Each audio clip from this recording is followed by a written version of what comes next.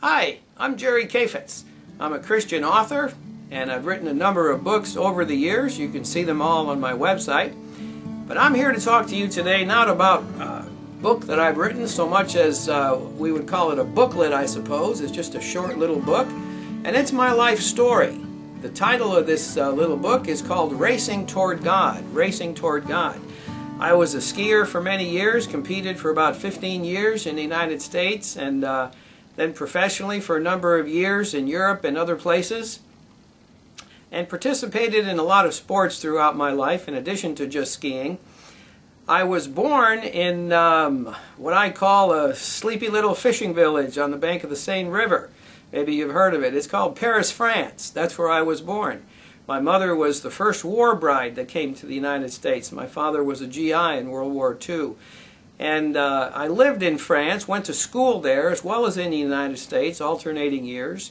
And I was immersed in that culture, Paris being a cultural capital in terms of food, in terms of art, in terms of architecture, history, and traveled all over France as a young person, and in the United States to some extent. Skiing became my passion. It became my sport of choice. And as such, skiing opened up a lot of doors for me. I was able to continue my travels around the world, the Caribbean, the French Alps, the Swiss Alps, the Italian Alps, the Red Sea. And I had quite a life that my proficiency in that sport opened up to me, a very luxurious life, a life where my expenses and my travels and my lifestyle were well taken care of by other people, and it was a very enjoyable life. And I came to the place where I just realized that there was really nothing else that I could add to my life in terms of what other people would consider success, and even beyond success. I had things that most people just never really dreamed of. At least I had the use of those things and was surrounded by them. And then one Easter morning, high in the mountains, I was just sitting there by myself, looking out, and came to the understanding that the things that I had in my life were just really not all that meaningful and all that fulfilling, although they've been held out to me and to a lot of other people as the pinnacle of success, the pinnacle of achievement. How could you not be happy surrounded by those things? I had a 128-foot three-masted schooner anchored outside my bungalow in the French West Indies when I lived there. My family had a beautiful little villa on the French Riviera where we went to vacation. I went to the Red Sea to dive. I went to the Swiss Alps to ski all winter long and got paid for it. It was just a lifestyle that very, very few people get to have. And yet, when it came right down to it and I was sitting on that mountain looking out, I became somewhat contemplative and started thinking and asking myself, why am I not happy? I have all these things.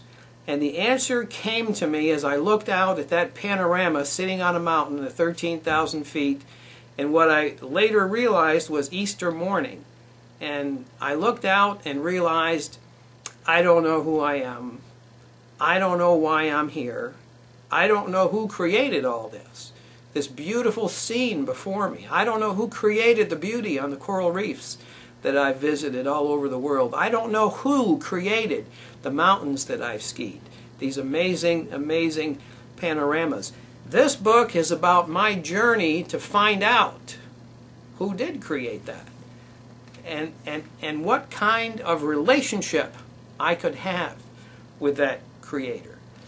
So if you'll read this, if you can get it on my website, you can also hear my life story, which has been produced on the Unshackled Radio Program out of Pacific Garden Mission in Chicago. My life story has been produced as a radio drama.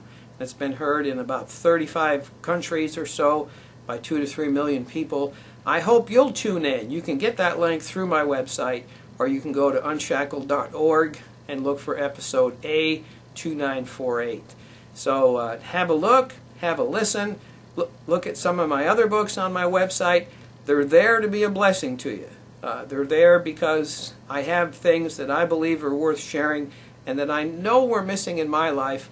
If they're missing in your life, if those are the things that are missing in your life, then you can find a way to start on the path to understanding and understanding who you are and what your relationship can be with your Creator. Thank you for watching this video.